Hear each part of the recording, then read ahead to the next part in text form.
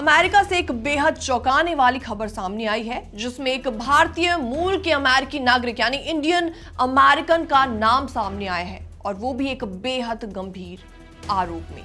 Hello and welcome, मैं हूं आपके साथ प्रेरणा कौशिक और आप देख रहे हैं एनबीटी इंटरनेशनल। ये मामला है एक फ्लाइट का, सैन फ्रांसिस्को से डलास जा रही एक ओवरनाइट फ्लाइट, जिसमें एक महिला पैसेंजर के साथ फ्लाइट में ही हैरेसमेंट किया गया। और आरोप लगा है कि चेरियन अब्राहम नाम के एक इंडियन अमेरिकन व्यक्ति पर इसका आरोप लगा है।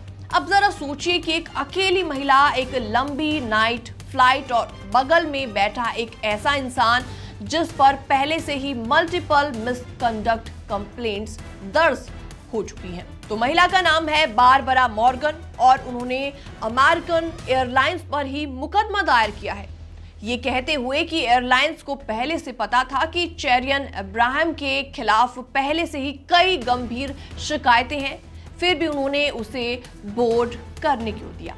तो इस पीड़ित महिला बारबरा का कहना है कि फ्लाइट की लाइट्स डिम थी, तभी इस शख्स अब्राहम ने उन्हें बार बार इनएप्रोप्रिएट तरीके से टच किया। उन्होंने जोर से मना किया, चिल्लाई, लेकिन फ्लाइट के क्रू मेंबर्स ने कोई भी एक्शन नहीं लिया। पीड़ित महिला बारबरा ने लैंडिंग के बाद जब गेट एजेंट से शिकायत की तो उन्हें उल्टा जवाब मिला, फ्लाइट में क्यों नहीं बोला, ऑनलाइन कंप्लेंट कर दीजिए। उन्होंने इसके बाद एयरलाइंस के टॉप ऑफिसर्स को भी मेल किए, लेकिन जवाब मिला सिर्फ एक टेम्पलेट रिप्लाई। और कुछ मेल्स में तो एयरलाइंस ने उल्टा बारबरा को ही जिम्मेदार ठहरा दिया।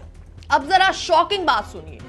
मार्च 2025 में फिर से इसी इब्राहिम नाम के शख्स को अरेस्ट किया गया था, एक और महिला को फ्लाइट में छूने के आरोप में। और ये वाकया था लॉस एंजलिस से शिकागो वाली फ्लाइट का।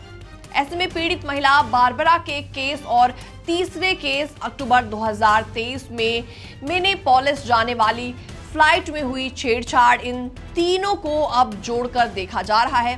अमेरिकन एजेंसीज का कहना है कि अब्राहम के खिलाफ पैटर्न ऑफ प्रीडेटरी बिहेवियर देखने को मिला है। तो अब जाकर अमेरिकन एयरलाइंस ने इंडियन अमेरिकन उस शख्स को फ्लाइट में बैन कर दिया है और बयान जारी किया है, हम अपने कस्टमर्स और क्रू की सेफ्टी को सबसे ऊपर रखते हैं और लॉ एनफोर्समेंट के साथ कोऑपरेट कर रहे हैं।